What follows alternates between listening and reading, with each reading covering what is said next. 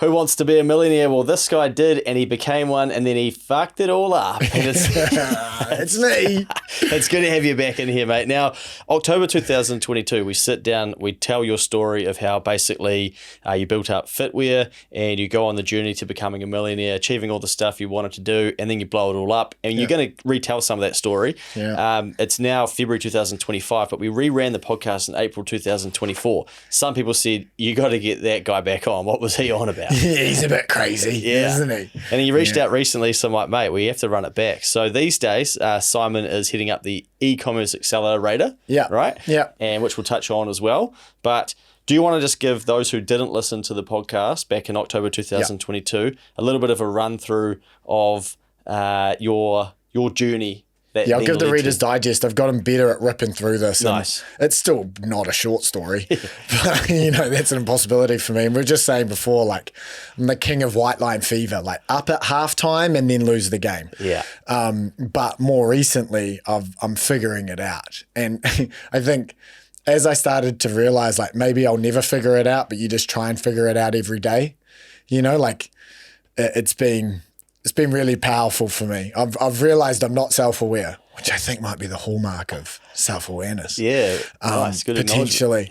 So, if you go back, Palmy, right? Started, I was just like sort of semi-nerdy kid at high school, played World of Warcraft my whole life, saw this guy online called Ziz, and he was leveling up in real life, and I was like, oh my God, I want to do that.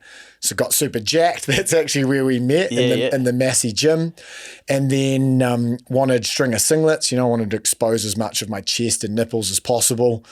Couldn't get them in New Zealand, launched the brand. This is back in the day of Facebook ads when you you roll your face across the keyboard and money would pour out of the screen, essentially.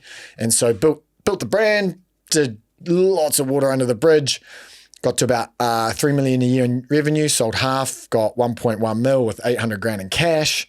And for like small town kid, no business in the family, I thought that was infinite money. Looking back now, I thought like, oh, you can't spend that. No. Like I got a milli. Like, let's go. Turns out you can spend it pretty quick. Yeah. And so ended up spending it pretty quick over a period. We had a couple of decent years from there, hired all my mates, bunch of shitty decisions, did all the proper business things, hired like 4 or 5 agencies and Ernst & Young strategic consultants, And by 2017, when I was 27, I was broke, in debt, on bail, living at home, lost it all with a $180,000 mortgage on my parents' house. So I'd even managed to burn through the seed capital that they gave me.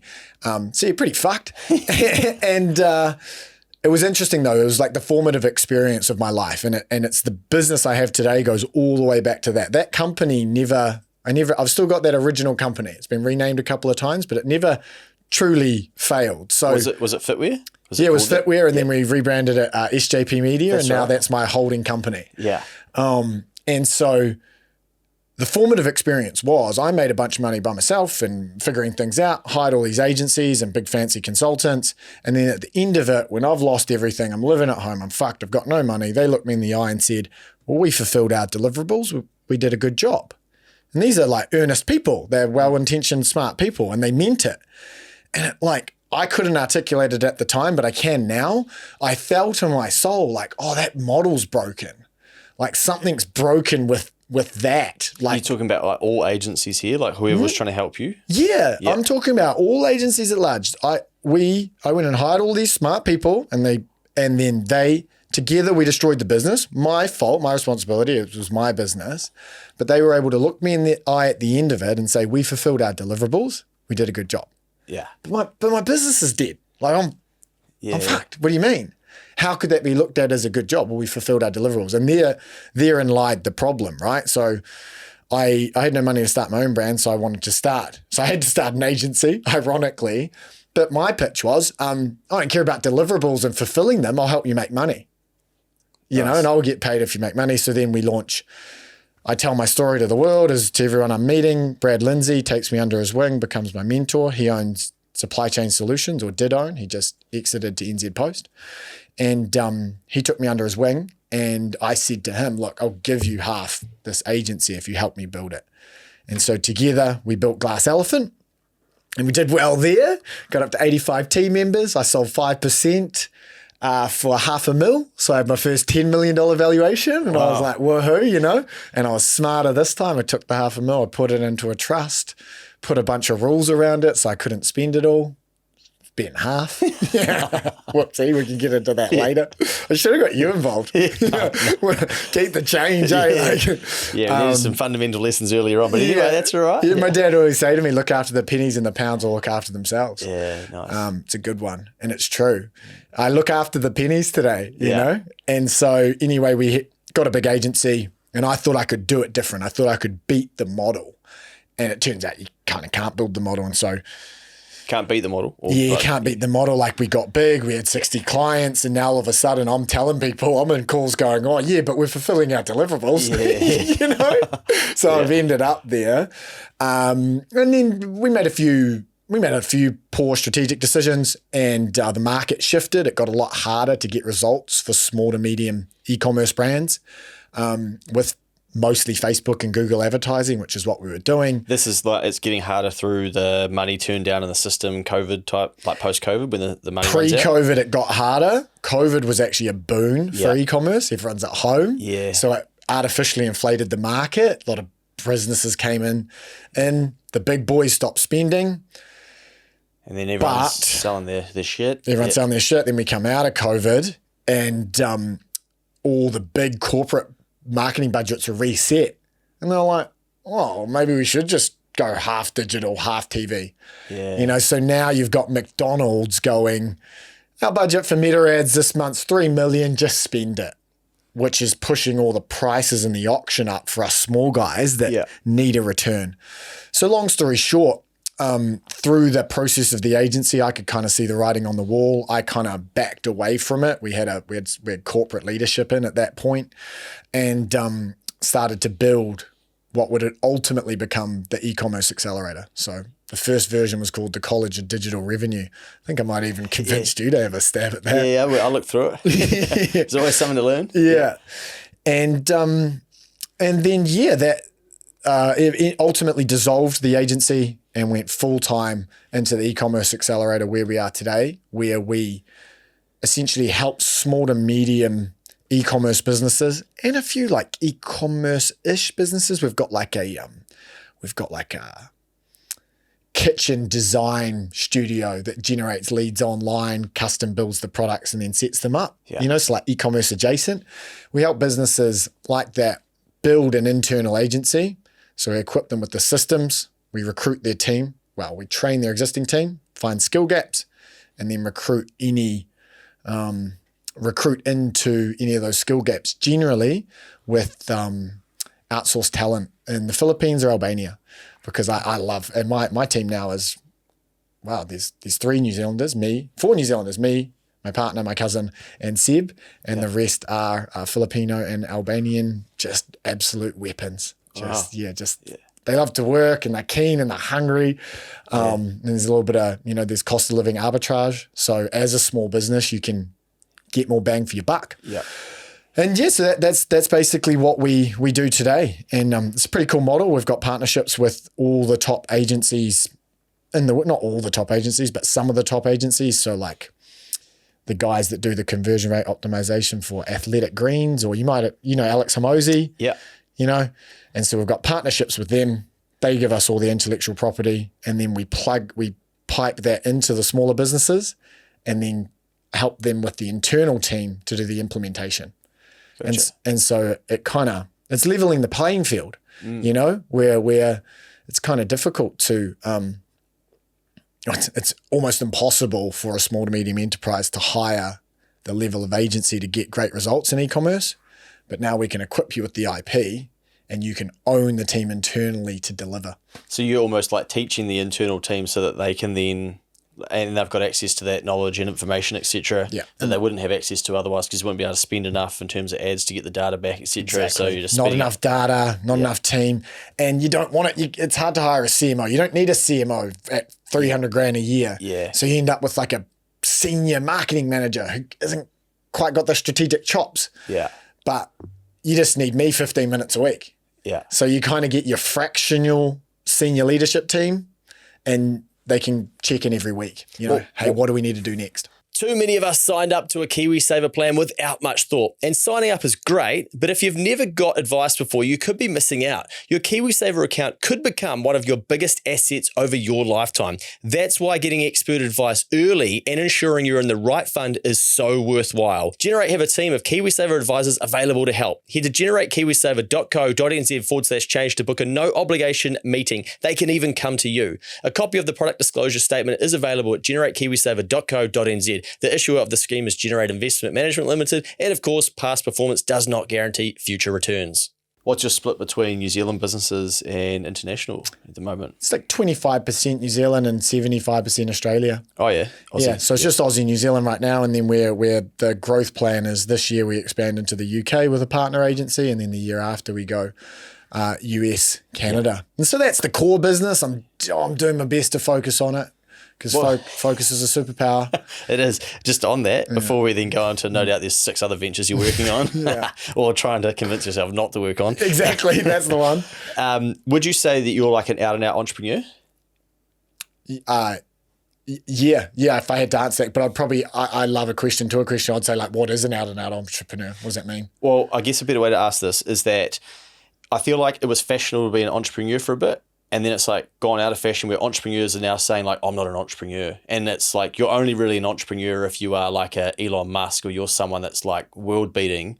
And then... Whoa, really? Well, that's what I feel like I'm seeing a little bit of, you know what I mean? Or at least an 8-figure guy, because all the guys making the content, they're making millions or whatever. No, I guess, I'm an entrepreneur. It's all I know. I can't get a job. I can't work for someone. No one will hire me. Yeah. I'm lippy, you know? Yeah, well, I guess I see an entrepreneur as someone who can see an opportunity and then knows how to monetize it and then will actually take the action and start to build it out. Yep. So it could even be like, Fiji was at the front of the house. For me, how like I got started, for instance, or, you could see the stringer thing and then, we could do something more of this, and then you push it. You build shit. Like entrepreneurs build shit. Engineers build shit. Entrepreneurs build shit. Yeah. And I think the country needs more of those two people. But there's a group of entrepreneurs that are stuck in jobs because they've done I'm not an entrepreneur, I can't see an opportunity, I can't build anything, when probably they actually can. Absolutely they can. You're human. Put a gun to your head and like, hey, make something of this. People will do it. Yeah. Right? They just box themselves in, and especially social media is pretty pervasive in this like the stories you hear are just of like mega success. But I actually I try and hire entrepreneurs. Like a lot of the team members we have are pretty entrepreneurial. Yeah. And we're kind of a group of entrepreneurs. All of the coaches on our program are entrepreneurs. They've owned brands or own brands currently. And I think the best way to achieve anything is to start really small. And it took me like 13 years to learn that, is to like start small and incrementally stack wins. Yeah. So I think almost by that definition, everyone is an entrepreneur. Nice. Like you're actually born into it, and a lot of people then don't apply it or don't want to, and that's fine. I'm not saying everybody has to. Yep. But I do think that there are a lot of people in New Zealand who are probably actually capable of a lot more than what they realise in this space. They just maybe they're not at that tolerance of risk yet, or they're not at the pain where they go, no more of this job, I'm going to have a crack at this over here. Yeah, or they can't see a roadmap, or there's the risk versus reward ratio is too great because I've got kids, I've got a family, I can't risk it, etc. Yeah. But if you think about being born into New Zealand, you're in a capitalist society, number 8 wire mentality. Yeah, there's a bit of tall poppy. Like we can whinge about all the things that suck about New Zealand, but I actually think it's pretty conducive to getting going with something. I'm with you. It's a damn sight better than being born into a small, North Korea or a small rural town in India. You know, the legwork you've got to do to get something going there is significantly higher. And then what I reckon 98% of your audience would agree with is, I said, if there was an opportunity for you to do something you enjoy that you found kind of fulfilling, that had a low risk profile, that increased your take home cash by 20%, would you be open to it? For sure. Most people are going to say that. Yeah. And so be entrepreneurial at your job. Go. Every single business, right, whether I don't care if McDonald's will be difficult because it's so systemized. Yeah. But there's a bunch of jobs out there right now where all you have to do is download a screen recording software and start using ChatGPT and other AI tools to like do your job, and then put it in a little pack and ask ChatGPT to write the thing, and then send an email to your manager and go, hey, here's how I shaved 2 hours out of my work week. And like, just like, that's entrepreneurial, right? Yeah. And that's one use case. And if you do that every month and you have little convos and you have the resilience, and then you sit down with your manager and go, hey, is there any opportunities for growth? Yeah. You know, like you might get a pay rise, you might get a job. And so you can be entrepreneurial in your workplace with zero risk. You don't have to quit your job and start a side hustle. I think that's the worst thing you can do anyway. I love the idea of start your side hustle, do it on the weekends, do it in whatever time you can. Once it's making what your job makes, then quit. Yeah. And if you're on big wicket, if you're on like 300 grand or a year or whatever, like maybe it makes half or whatever, you know, but build it in your free time till it's validated. And what that'll do as well is it'll force you to optimize it, you know, and you won't be in there in a scarcity mindset going, oh gosh, you know, making rush decisions. You just like, maybe it takes 5 years. Well, that's the thing. Like, I think people, when they jump into a side hustle or a business venture, they forget that it's taken them all the years to get to where they are in their career and to earn that amount. So they might have started at 40K and now they're earning 85, 90. And they think that in year one of their side hustle or business that they need to be making 90K. Otherwise, like, it's not doable. It's not worth it. But you start by getting rid of as many costs as you can, and then you've got your break even point, and then you've got a revenue and profit to get to there. And then from there, then you build on top of it. But the key thing is validate the market first, not just like, oh, I'm going to quit my job and do this, you know, build these like invisible keep cups that everybody wants. Oh, I like that. Yeah, well, they're better for the environment, mate. Invisible keep cups. So you go to the cafe and you hold your hands out like that. Yeah. And then you charge the cafe store back. Yeah. Whoa. Invisible keep cups. Can we put a solar panel on those? 100%. Yeah, that is good. Next question for you, mate. You strike me as a sort of dude who's done a lot of work to figure out like who you are, right? And a lot of people never do that work. And I'd imagine that you go into a lot of meetings and people are probably like, how the fuck do we keep up with this dude? Or even, you know, when I jumped into some of your material, I'm like, shit, this spreadsheet's got 64 tabs and like there's lines and this one's got a link to that and there's a video. I'm like, holy shit, there's a lot going on here. But for you, it's just like, I've given you everything you need. It's methodical and it is like... Yeah, it's perfect. Yeah, it's perfect. And it's like beyond the standards. You're a dummy. Yeah, 100%. Yeah. That's how I used to think. Yeah. The Elon Musk's book really helped me recently. He's got a thing called the idiot matrix or the idiot coefficient. And it's like the amount of complexity that smart idiots add to their thing to make it better. But true like intelligence and genius and capability is to be able to refine and distill it down to just what you need. Yeah. So one of the things I'm working on at the moment, funnily enough, is like give the message with less words. Yeah. You know, like words are the vehicle, the message is the driver or the goods. Like, do you need? Like, I'll use a jumbo jet to deliver an deliver an envelope. Yeah. Doesn't make sense. So yeah, I just jumping off on that point is because that's really topical for me at the moment, like reducing complexity, simplifying, reducing tabs. What's the fastest, most rapid way to get the outcome? And it really hit me hard in the book. He's like, Elon's like, smart requirements are evil. Like people add requirements, and the most dangerous requirements are those articulated by a smart individual. Because a smart individual will articulate all these requirements, the 64 tabs, the complexity, and they'll convince you they're necessary. But true intelligence, like without the idiot coefficient, is just like, oh, here's the 3 things you need to do to get the outcome. See you soon. Yeah, nice. You know?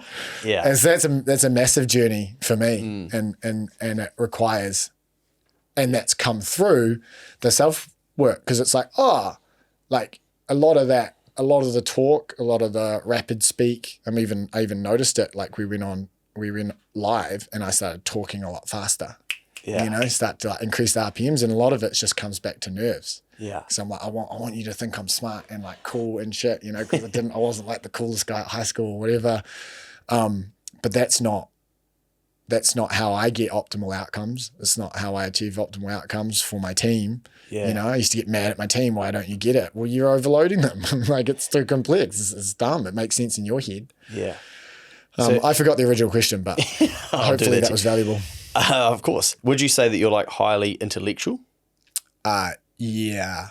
I'm like, it's constantly running. Yeah. It's constantly running. Multiple tabs. Multiple tabs, multiple personalities. Yeah. You know, like conversing, all that sort of stuff. I'm also highly emotional. Yeah. I'm pretty, and like intensely emotional, but the cognitive processes are always running. It's one of the reasons why I love fighting. Yeah. It's hard to think when you're in that moment. We've got into horse riding recently. I've been riding heaps of horses. Love that. When you're galloping on a horse, like the program's shut down. It's quiet. You're there in the moment. That's what I was going to ask. How do you find things to do that kind of slow you down? And how do you fill your cup up when you've got so much going on? Yeah. So number one is my partner, Ariel. So like we're just in this really awesome, like mildly codependent, but really open and brilliant relationship. And so that's it's like Netflix and chilling and cuddling with her. And we've got monkeys that we pretend are babies and shit. Like, you know, but that's amazing. Actual monkeys? Yeah, no, that's soft toys. But we're like one back from, you know, the people that treat their dogs like kids. Yeah. We're one back from that. Gotcha. We're soft toys like kids. You're graduating towards it. Yeah, just low maintenance, bro, you know? Yeah. You know, you can leave them in the car for a few days, no danger. Anyway, so that's number one. And then, I guess it's actually like high intensity activity. So I used to do surfing, but that's kind of high admin. Muay Thai is my primary method. So and running, high intensity exercise, you know, when you're running and the endorphins are going, or you're sparring or you're fighting. Yeah. Again, it's just so intense in the moment. You have to get into that flow. And then horse riding and just like watching TV and Netflix. And then for the last 3.5 years, been a lot of marijuana, a lot of cannabis. Yeah. Like smoking lots of weed every day, every single day. And then that's probably an entire tangent, but went to Europe for 3 months, didn't smoke. My gosh, found out like a lot of the anxiety and the stress and all of that stuff was smoking weed. You've smoked weed. Oh, weed makes me feel so much better. I'm so much more productive. I'm so much more clear. I feel more confident. Yeah, because you're recovering from the hangover from the day before and from the weeks before and the months before. Yeah, and hangover of the weed. Of the weed, yeah. So it's just a constant cycle. Yeah, exactly. Wow. And I came back. I was like, no more weed. It's not addictive. Turns out it is. It's super psychologically addictive. And I had fully convinced myself that I was utilizing a performance enhancer. Wow. And it is not. But now, and using the daily tracker, last week I had my first week after trying for 6 months of 4 days off, 3 on. Monday, Tuesday, Wednesday, Thursday, none. Have a little bit Friday, Saturday, Sunday. Yeah. And it was great. It was a performance enhancer, you know, and not buying an ounce. And for the record, I'm not talking about anything legal here. I'm a card carrying, you know, medicinal marijuana utilizer. Yeah. Although the timelines don't fully stack up, do they?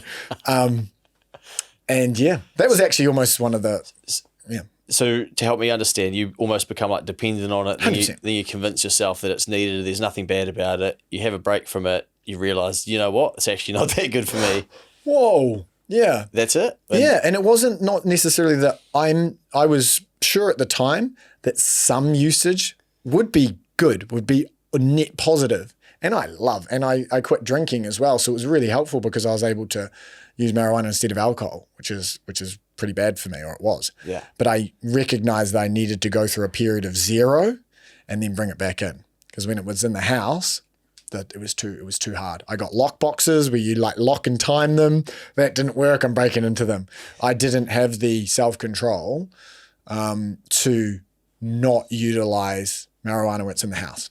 All right. So someone's listening and they're addicted to buy now, pay later and online shopping. They're addicted to vapes, and then they can't even reconcile that a year ago they'd never even had a vape, but now they're like, 3 times a day. Yeah. Or something else, some sort of substance or just alcohol anything. Or fights with your partner or whatever it is. Yeah. Any advice or help for them?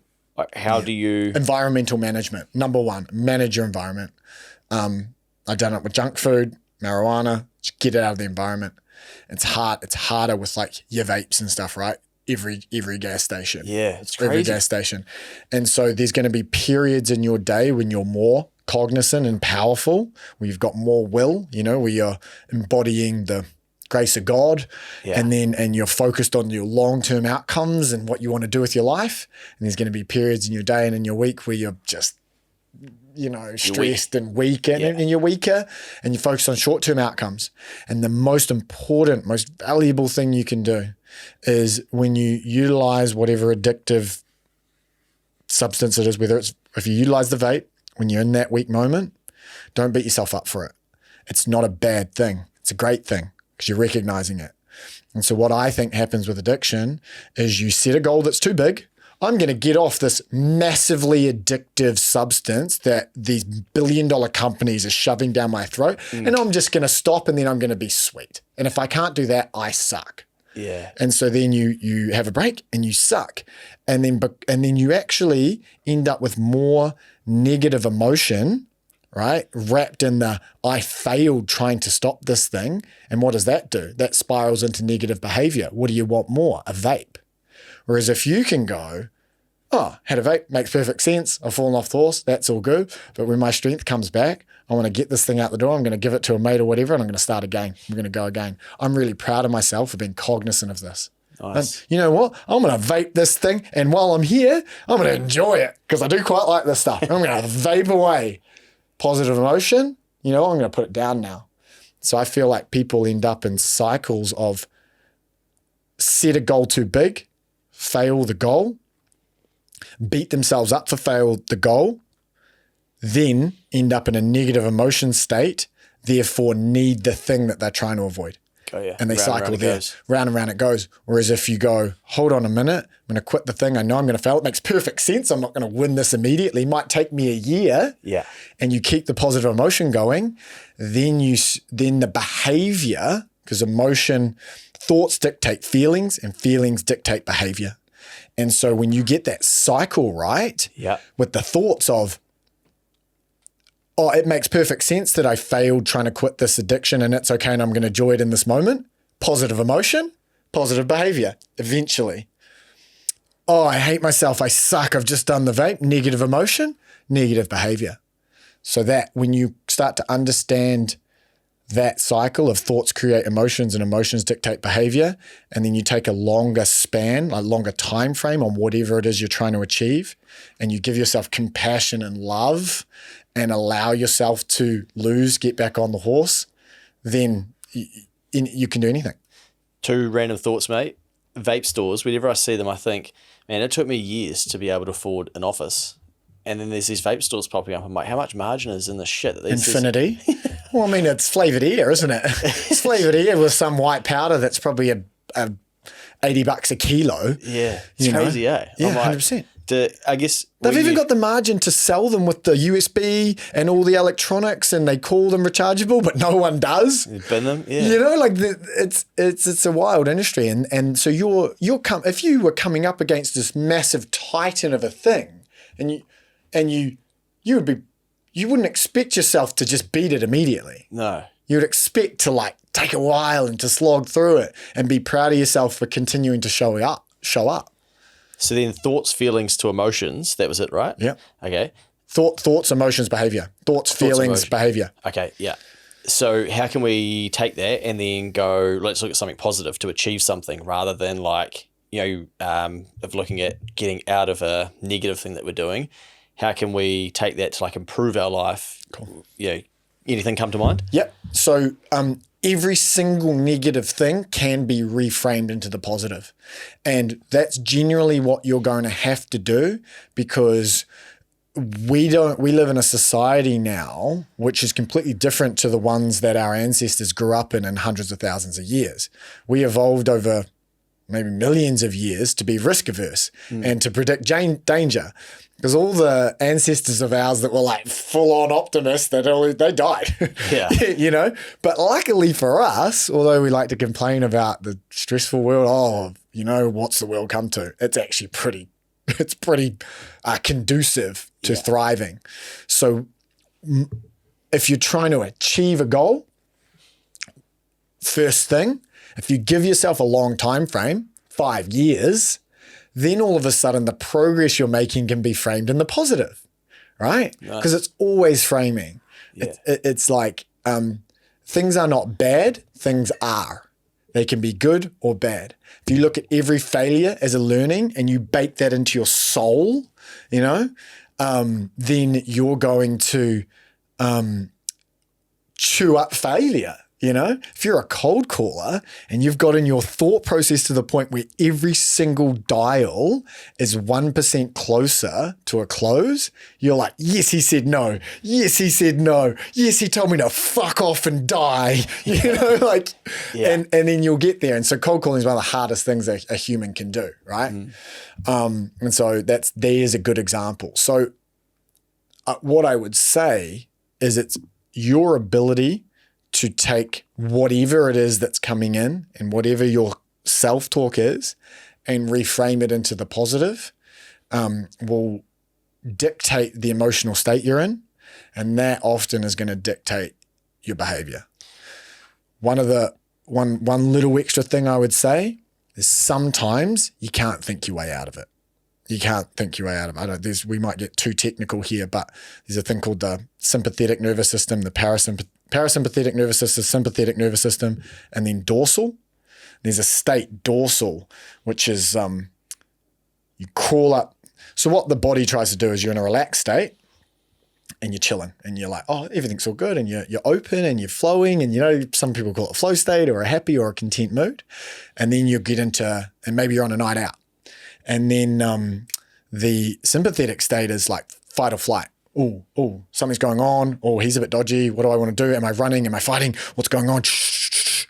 And then the state past that is dorsal, and that's hide. That's just crawl up in a ball, fetal position, hide in the bush, and hope you don't die. Play dead. Yeah. And that state is where I would find myself a lot. A lot of humans are in dorsal a lot of the time and they don't even know it. They're on the couch, doom scrolling, high, vaping, whatever, just stressed out.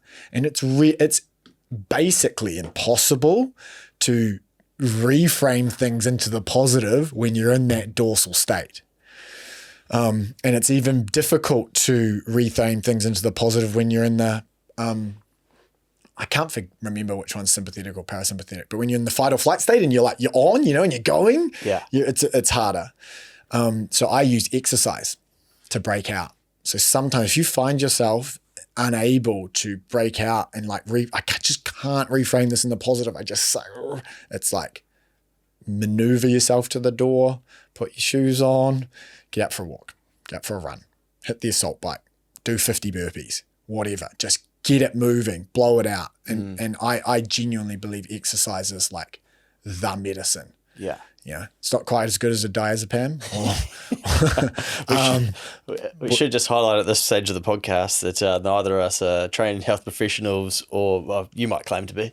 No, I'm not a trained health professional. These are just things that I've learned fighting myself my whole life. Yeah. I was diagnosed type 2 bipolar and ADHD.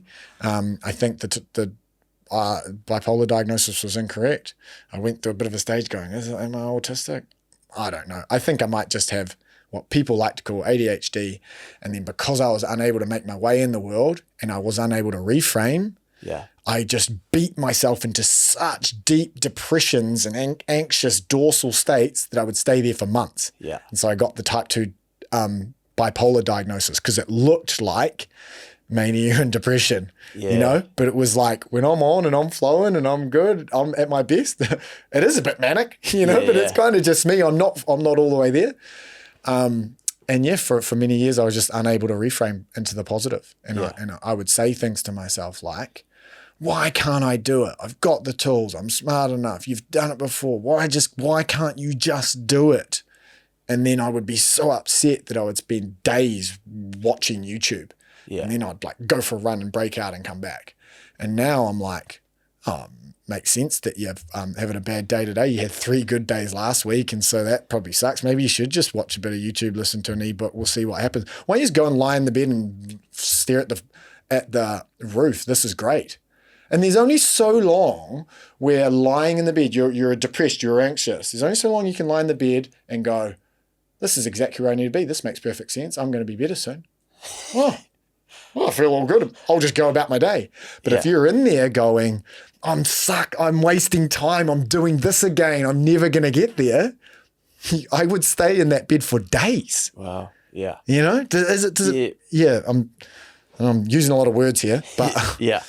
No, but it's a journey that you've been on, right? And you've had to like basically do experiments to try and figure this stuff out and unpack it. Yeah. Yeah. And this is from my behavioral strategy coach, Mike, who I've been working with this year. A lot of stuff from Dave Wood, who's, breathwork elite athlete coach. And I'm pretty good at like, oh, that makes sense, retaining it and then spitting it back out like I did the research. Yeah. So I'm kind of just amalgamating the coaches and support structures I've had. Anything in there around how to be more aware of your own thoughts? Because if it starts with thoughts, most people probably aren't even aware of what they're thinking or what they're being told to think. Yeah. Right? So any lessons or tips for us that you've gone through around, where are these thoughts coming from?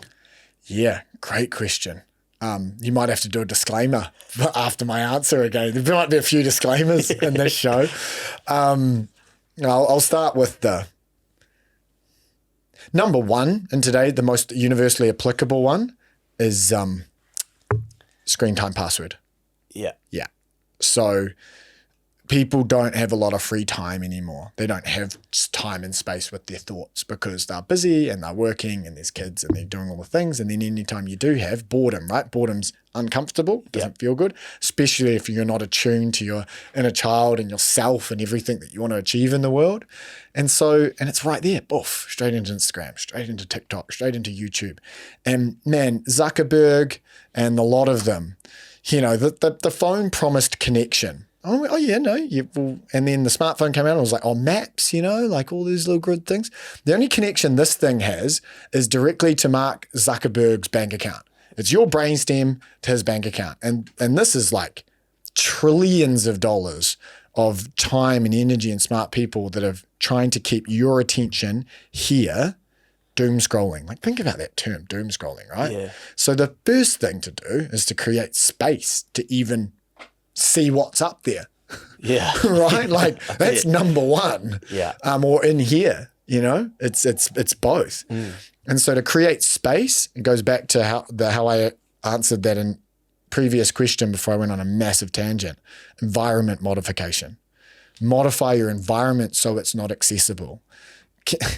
Don't try and beat them by yourself. And so my phone now, I can't even have the browser. I'm not even allowed to Google things. I have to text Ariel, my partner, and ask, could you Google this for me? Right? I have ChatGPT now, so I like kind of use that because I couldn't be on the browser. What am I trying to say here? I have a kid lock on my phone that my partner controls the password to, and I get 20 minutes a day of like Instagram and YouTube and all that stuff. And when it's gone, it's gone. Yeah. And I do have Audible, and I have like books on there. So if I really want to do something extra or have something on for the run or whatever, I have an audiobook. But that's a different form of dopamine. That's a different strength, like TikTok, absinthe, Instagram reels, like vodka, audiobook, Reddit, light beer, Yeah. Audiobook, I don't know. Maybe audiobook's the light beer. Yeah. It's not as punchy. And so I don't have the same like addictive tendency. And so my view is that everyone that looks at not everyone, but most people are going to look at their phone and go, 14 hours a week of screen time, 25 hours. And that's on your phone. Then what's on the laptop? Then what's on the TV? Yeah. And the way that I'm too far gone at this point. And at this current point, I'm working towards a state in the future. And I think for me, it's probably maybe 18 months, 2 years away where I don't need the screen time password. And I go, nah, no thanks. But right now I do this. I unconsciously pick up and, oh, no, that's right, put it down. And I'll do that 4 or 5 times in the morning. I think we probably all do that without realizing. I think we're all doing that. So that's the first thing, is to modify your environment to get you away from the weed or the phone or the chocky PlayStation or the PlayStation or the chocky bickies or the whatever it is, so that you can then use your inherent human laziness as a thing to not do that habit you're trying to break. And so that gets you the beachhead, that gets you started. And I've had the screen, I really need to do something, Ariel, screen time password comes back on, I have 3 weeks. And then I'll go, what am I doing? Screen time password back on and start again. It makes sense that I wasn't going to beat Zuck on the first go, like I'm going to have to get better than this. It makes perfect sense. I'm so proud of myself for continuing to try. I'm so proud I just caught it. Yeah. It's not, I suck. It took me 3 weeks to catch it. I can't believe I let my screen time password go. I know that's good for me. It's, oh my God, I caught it in 3 weeks. The man. Yeah. Let's go. Nice. And so that's what I would say is the first one is just to create space because this world we live in is just like distraction central, right? Everything's competing to like harvest your attention and to take it away from yourself. It's interesting, because, through your business journey and even like what I've noticed with myself is that at the start, I thought the more meetings I have in a day and like the more people I meet with and the more like shit that's in my calendar, I'm winning. Yeah. And then as you kind of graduate through it, I'm like, the more shit I can pull out of there, the more good work I can actually do and the more good stuff that happens. Yeah. And so I can't, and even to the point where like I've started hiring someone to answer my phone for me. Oh, that's baller. Yeah. That's bougie. Let's go. That's real good. But, if I'm trying to write something or create a piece of content to like do deep work and I'm getting like a lead call, a sales call, something like 3 calls in an hour. Nah, no way. With a brain that you're trying to be like, okay, I need to fucking direct you now. We need to do this. And this is like important, deep shit. We're putting together a 2-hour presentation or something and you're going to get paid to deliver it. It needs to be good. I can't just be like, I'll just do that in between these 6 meetings. Hey, mate, you want to talk about coming over? Invisible key cups. Yeah, we're on. You're thinking about putting 100 grand in? You got a couple of minutes? Yeah, fucking oath, mate. It's at least 20. Yeah. And I had to try and put barriers in place to give myself almost time back to do my own work because I just let all these distractions come in. And then my answer was like, now I just go to work on the weekends and do the work that I need to do. The deep work, Yeah. But sometimes I still a lot of the time I still do that because I enjoy it. But your calendar is, I think, a really good representation of what your life is going to be like. And when I was jumping from like meeting to meeting and stuff, years ago, I kind of thought that was cool and that's what like all the weapons are doing. Now I'm like, fuck, I can't think of anything worse. Yeah. Yeah. And there's a time and a place. Yes. I mean, big weeks. I go on sprints. Big weeks. Yeah. You have a sprint like I had a week last week where Thursday, Friday was 25 meetings. Like last week was it's a punchy week. But what's in there is the kickboxing, the meditation, the Wednesday morning blocked till 12, deep work on Thursday. And it's like church. And I'm getting better and better at carving that time out. Yeah. And it's hard because you want to avoid the deep work, the big scary thing that's going to move the business forward and put you into a new state. Oh, no, let me just keep yarning. Yeah. Just have a yarn at these people. Yeah, I even said to someone today, which I never would have done in the past, hey, I'm in a flow right now. I'm rewriting my VSL. Can we rebook this meeting today? Really sorry. I want to get this other 40 minutes out. Yeah. Just pushed it out. And that's all good. I like what you said about the calendar represents like where you're at. Like mine's packed, but really well managed, I guess. Like it's intense and it has to be right now. It's the stage I'm in, and I'm in graft mode. But I think when I remember what I was like without a calendar at all. And when and with people that don't have a calendar at all, sometimes that's representative and generally they're a bit all over the place. We're having lunch together. That's right. Yeah. Yeah. And it takes a while to build the muscle, but now I love my calendar. What am I doing next? Oh yeah, cool. I don't have to think about it. Yeah. It's just, it's in there. It's doing the thing. I've built up enough credibility. Sometimes I'll cancel a day. Yeah. Hey guys, the whole day's off. Let's go down a different tangent, mate. Then cool. Social media, you're just explaining how like dangerous it can be, how distracting it can be. We all know that, I think, by now, right? Like we're at the point where I think society knows, okay, we need some boundaries and even, there are locks and stuff like that. Whereas years ago, it'd be like, you don't need that. Don't worry about it. It's not that bad. But how, like, your journey, you started basically on social media and, you know, selling with Facebook ads, and then you've got clients who are selling via it as well. Like, what have you sort of seen change, given that you are so close to that space and you know how important it is as like a business tool and a mechanism and for reach and things like that, and how much it controls the world, but then, you know, how dangerous it is as well. Yeah, just don't get high on your own supply. Yeah. Right? What do the best dealers in the world do? They're not doing coke. Yeah, trying to stay off it. You know, they're trying to stay off it. I don't want it. I'm going to be so careful with my kids with it. It's a weapon. Yeah. You know, where are you going to point it? You know, don't point it at yourself. Put controls in place. It should be in the gun safe. Yeah. So I just think as well, and it didn't used to be what it was. It wasn't everywhere. It wasn't as evolved. It wasn't like Gary Vee said this thing recently. It's gone from social media to interest media. So you'll notice this. It's less about like interacting with your mates and doing all that stuff. You've just got this algorithm which pumps into your feed all the stuff you love. Yeah. And if you watch a couple of pimple popping videos, which I never would, but it's weird. I'm into it. Yeah, all of a sudden that's there, or like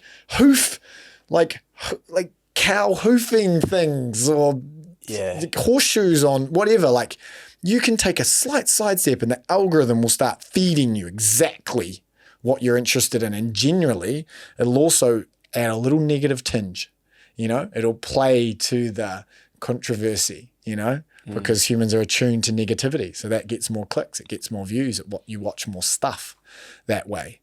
So if you can't control the algorithm, you know, maybe consider going to a lower strength beer, you know, get onto Reddit or have audiobooks, or at the very least craft your algorithm, you know, that video, just that slop, just that stuff that, you know, we humans have base desires.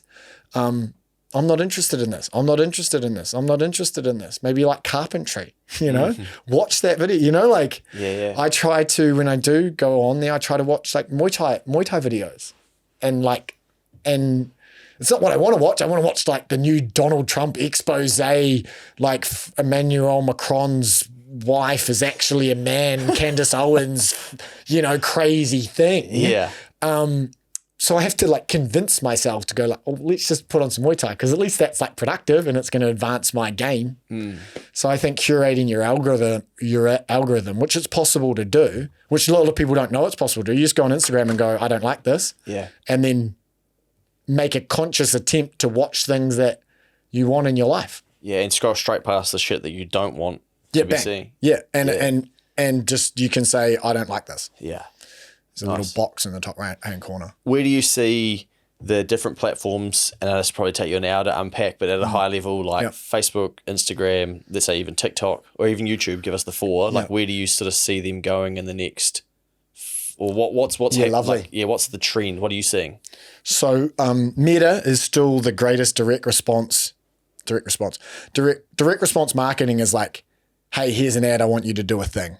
And so Meta is the greatest marketing engine that's ever been designed. It's still the big daddy. You want to do paid ads? You want to start with paid ads for your little business?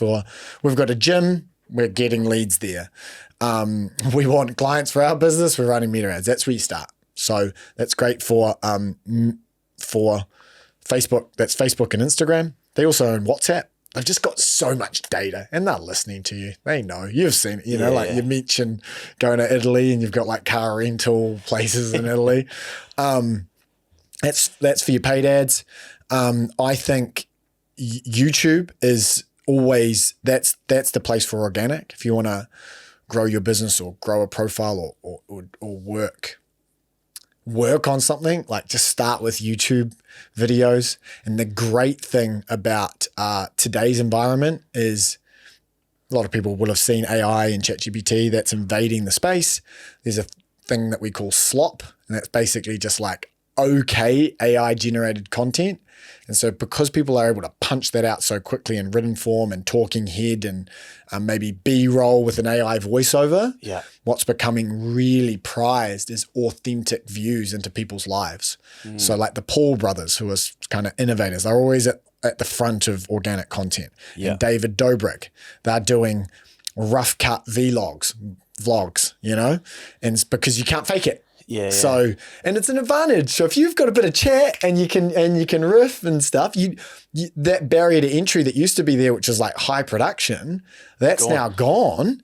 And it's just like, be yourself, get out there, punch it. But again, 5 years, like 5 years. I loved your story of YouTube for 5 years, start doing some content, boom, now you're starting to really scale, right? And then you've kind of got TikTok, which is, powerful platform. I put that in the league with like a Facebook and an Instagram competitor. It's a bit different to YouTube. And so generally that's a bolt-on platform, Meta and Facebook and Instagram, paid ads, bolt Meta on later, YouTube for your organic. And that's how I would approach the next year or couple of years of creating content or marketing my business with social media. And I would lean in aggressively on authenticity and realness and your special sauce. And I would understand this concept of interest media, not social media, has changed the game. And it's an opportunity. It's leveling the playing field. This is not my yarn. This is Gary Vee's yarn that I'm regurgitating. But you now can get like Gary Vee can post a video and get 20,000 views. You can post a video, get 2 million views. It's more about like, how good's the content? Do people want to watch it? Right? Versus, do you have 5 million followers? And so that's a leveling of the playing field. So there's different opportunities and times where you can get in. And right now is one of those times. I'll tell you a quick story, which is like, you'll get this because you're in this space, but once you're in the space thing, you're like, for fuck's sake, you almost like hate how it works. So I bust my ass like creating this content to actually help people improve their life, learn more about money, blah, blah, blah, and I'm like looking for different angles and ways to talk about it. Yeah. And then I'm in the back of an Uber going to pick up my Tesla and there's a motorcade. And there's no cars on the motorway, and I think they're like taking the Chilean president back to the airport or something. And like, I've just taken a 10-second clip from the back of the Uber. We're one of the first cars that are like allowed on the motorway, and I'm like, Bitcoin founder might be back in town, like taking the piss out. And it's got like, fucking 500,000 likes or something. And I'm like, man, like, I worked so hard on this content over here. But then you dig into it and, there's like, it's only led to 30 followers. It's just literally, you're almost playing the game of, for the scrollers, it's just like, who is it? Like, oh, waste of government money. What's going on? You idiot. There is no founder of Bitcoin, you fucking moron. Like, what is it? And you just got all of this shit going on. That controversy is what? Yeah. And I saw someone the other day say, what social media actually wants is rage. And rage content is like the content. And I don't really play in that space, but that makes so much sense. It's so true. Yeah. And so there's a saying, give them what they, sell them what they want and give them what they need. Yeah. Right? And so 500,000 views, only 30 followers, but it's still traffic. You've primed the algorithm. So you do that silly shit. You do that fun shit. And then maybe in the next one, there's a way for you to, Bitcoin founders in town, he might know a thing or two about keeping the change. Maybe there's a way to dovetail in what you're doing and how it works. And then all those comments, you could have an AI social media bot reply to all those comments and go, hey, funny video. You might like this one. By the way, we do this. If you're interested, give me a follow. Yeah, nice. You could DM them all. They're all leads. They're all there. So you can harvest that attention that you generated. And so you want that. You want to be doing that stuff to get the views, to get the reach, but you need that other piece of the content. It's if you don't have the back catalog of value and content for people to come and land in and join the ecosystem in, then you're not going to convert any of that reach that you've generated. So you need a bit of both. Yeah. And it's like, don't hate the player, hate the game. Yeah. It's just, that's the game and we're humans and it is what it is. And bro, do more videos like that. I'll show you this one. So this one today, I've literally posted this. This is on LinkedIn, so a different platform. Now, I thought it might have a bit more, but maybe not. But like, this has got 3,700 impressions.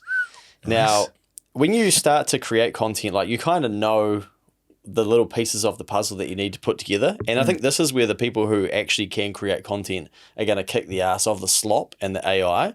So as for this, what I did is I took a photo of the New Zealand flag. Well, I saw that, and I knew that I had that in my camera roll. And so then I start the title with, you and I are going to live through the largest transformation of NZ wealth. So like tie the first line to the image, then they're congruent. And then second line is $2.29 trillion in net wealth is held by 60% of New Zealand born before 1966. That's pretty crazy in itself. That's pretty crazy. Humans love like numbers. Boomers, eh? Holding on to it all. And then data, and then, like that then just leads to people's opinions, whether we need a wealth tax, et cetera, et cetera. Now, that's beautiful. Look at the depth of those comments. Yeah. That's genuine engagement. So then I give that to the person who helps us with some of our marketing. I'm like, okay, the algorithm proves that I've got the base level going right there. We need to recreate that. But I also take that and I repurpose that on Instagram, maybe like an hour later. And a little video or just a post, just a picture? Yeah, just the exact same copy. Now, if we have a look at that, so that it's been sent around 44 times. It's got 272 likes and it's been seen 10,000 times. 18% of those are non-followers. Epic. So, and that'll keep going because it's only a couple of hours ago. Yeah, posted 2 hours ago. Now, I guess the lesson there for those who are in like the content game is exactly where your brain went to. It's like, okay, you can turn that into a video. I could like make my opinion on it, etc. But it works on this platform. Then it'll work on the others. Yeah, try it on something else, and then maybe even like. And you just want at bats as well. What do you mean by that? Just at bats. You just want to have a swing.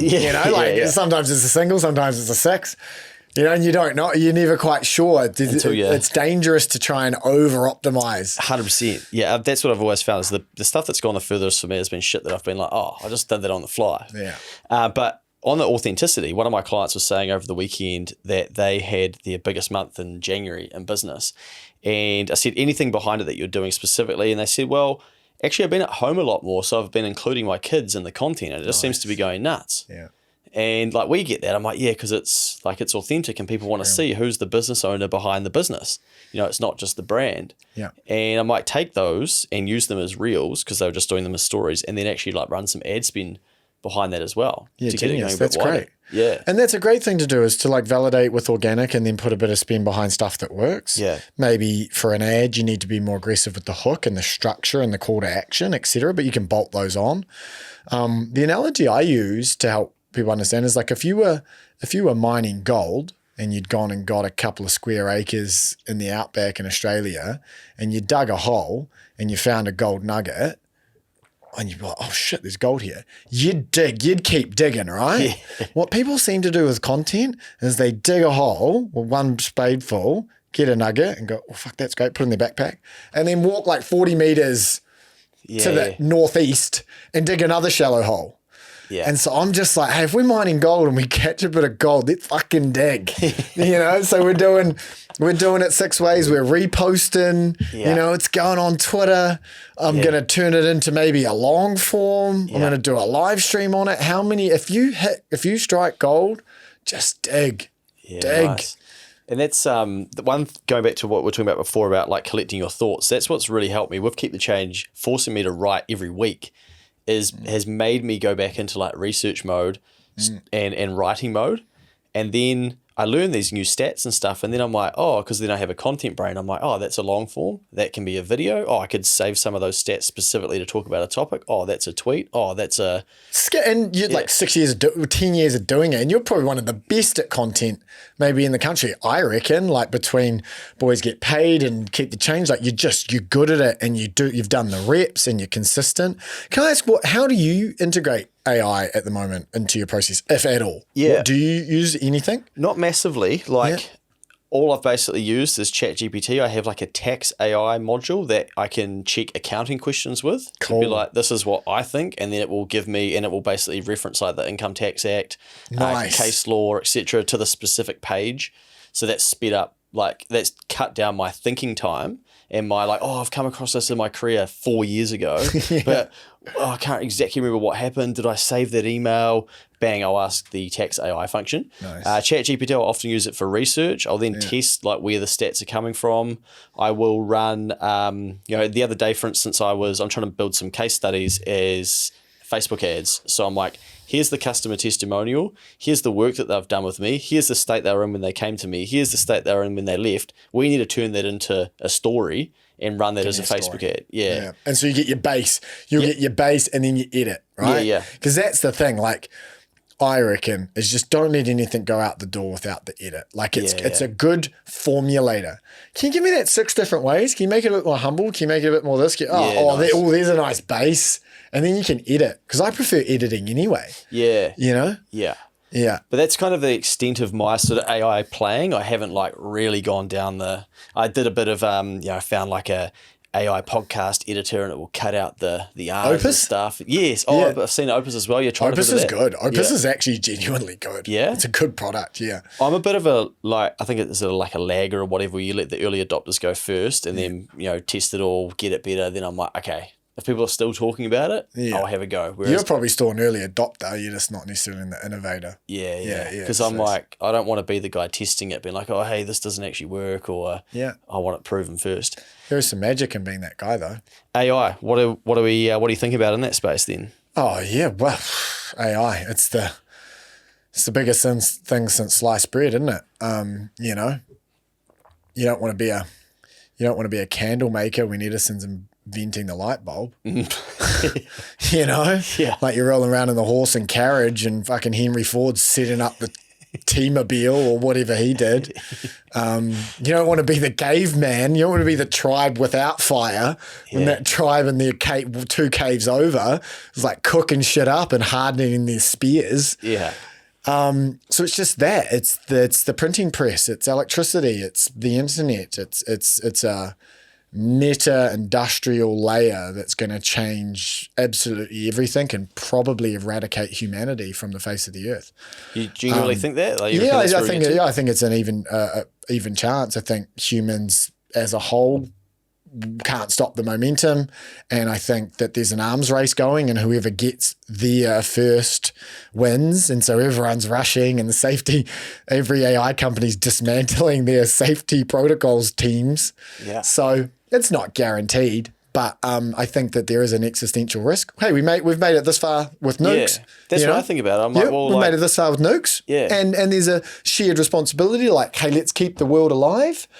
But I just throw that in as like something to keep one eye on. But you don't. The fact we might not be here. Yeah, but you don't change your life based on that. No. You keep living, you keep maximizing every day, because this life we live, I think, is ultimately precious. Kind of cosmically irrelevant, but ultimately precious. And so with AI, I think that the thing I say to people is I watched the entire adoption curve of Facebook ads. I was in 2011 and I'm still in 2025. And I watched it go through the like tough, but if like you figured it out, you were a hyper millionaire. I watched the Goldilocks zone of like 2014 to 18 where like you didn't have to be a tech wizard to make it work, but it was like $1 CPMs, clicks for 10 cents. Even I was figuring it out, and had an accounting background. I'm like, oh man, I can get website traffic, and they're like jumping into the live chat and they're sending emails. And this is easy. Yeah. And then you got 2018 to pre-COVID, where it's getting tougher. Then you had the COVID days, then you come out of COVID days. And so what I would say is just in your daily life, as a team member in a business, as a manager in a business, as a leader in a business, as an entrepreneur, as an anyone, get involved, have a play around, start the behavior change process that's necessary to engage with these AI systems.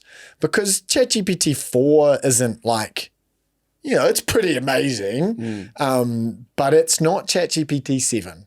It's not, hey, I want to do X, Y, Z, and the whole thing gets manufactured and there's robots and there's all of that sort of thing. So what I'm saying is start the behavior change process. start to work with it, because it's a bit like electricity. It's a bit like the car. It's going to be everywhere. And so start the process so that when ChatGPT 6 or 7 or whatever drops, you're Johnny on the spot, you know? Yeah. You got a bit of experience. You're ready to go. Woohoo. We're doing some pretty cool things at the moment, or we're building a system at the moment where you come into an onboarding call, we have the whole conversation, a whole bunch of agents grab that content, fire it through APIs into custom GPTs trained on our knowledge base, create the VSL scripts, create the ad copy scripts, create the confirmation emails, send it to the customer, ask for the review, and like 20 man hours of work executed immediately off the back of a single onboarding call. Wow. Pretty good quality, not perfect, but a human intervention. That's what we're doing today. What are we doing in 2029? Yeah. And so if I'm figuring that out now, and I didn't have the personal constitution to make the most of Facebook ads. I was rich for my age and I had lived a great life, but I fucked it up for myself, many times, but still I was able to, through that decade period, due to the arbitrage opportunity. And so an arbitrage opportunity is when, you can buy oranges for $1 on this street, and 2 streets over you can buy oranges for 50 cents. Yeah. So you go, oh, great, I'll buy oranges there and I'll sell them there. And that's where Facebook's no longer in that period. It's normalized. There's no real arbitrage. It's not, oh, I'm here and like all the big guys aren't, so there's heaps of cash. And AI is still in that space. So in my view, it makes a lot of sense to be involved. You don't have to change everything, but just start to play around and be there. It's going to be harder to go from like no knowledge to ChatGPT 10. Like that's going to be mind blowing, right? And yeah, even to where it is today, like going on that short journey of sort of the adoption and how quickly it's been adopted, I think if people haven't played with it and jumped in, they'll probably go, holy shit, what is this capable? I even watched it with my sister, where I was telling her about it. It must have been, I can't remember, it might have been like a year, or it might even be 2 years ago. And I was telling her about how it could help with her partner's study. And she's just like, no, you can't, like that's, you can't use it for something. I'm just like, oh, honestly, like just have a play. And then, 3 months later, it's like, holy shit, that's amazing. It can find the references faster. It's, and I was explaining to her how I'm like, go, because she's a nurse. So I'm like, present yourself to ChatGPT as the patient and ask it to diagnose, and then ask it, okay, what you may need, etc. And I think for her, that was, instead of me explaining about what it can do and like accounting and stuff, putting it into her world, she's like, oh, holy shit, like, this is pretty powerful. Suspend your disbelief. Just suspend your disbelief for a second. Think back to what people thought about electricity when it first turned up. Think back to what cavemen thought about fire when it just first turned up. And just like suspend your disbelief and have a play. And just have a play every week. Yeah. And I don't care if you own a business or you're a team member, you're an employee, or you're a whatever. Have a play. And I say this as a guy that despite being a fuck up, created millions of dollars of wealth and consistently just from being in Facebook ads, just for being adjacent and around it. That opportunity exists for everyone in AI. I can't put it into words how seismic and drastic and ginormous this thing is. It's never going to sink in fully. But I just want to say to like everyone out there, just with a technological revolution of this scale, everyone can play a part. Everyone has some value. You want to diet. You want to know where the best beaches are. You want to create a funny image for a birthday cake to get printed on. Whatever. Yeah. Just play around and then talk to your boss or your business partner or your whoever and go, hey, do we want to be the business that wasn't using electricity when all the other businesses were? Yeah. Yeah, one of the use cases that I have thought about where, how it can talk back to you? So you can talk to it and there's different voices. And I thought, I don't even do that, by the way. I'm mate, not even there. have a play. It's because once I unlocked that bit, I thought, this is interesting. I said, you think if you're struggling, and now we've learnt about mental health, but then it's like, okay, what do I need to do? And I said to Taz, and I were playing with it, and I'm like, let's say, hey, look, like I'm struggling with anxiety, etc. And in the most like empathetic coaching, it's like, oh, it's really tough that you're feeling like that.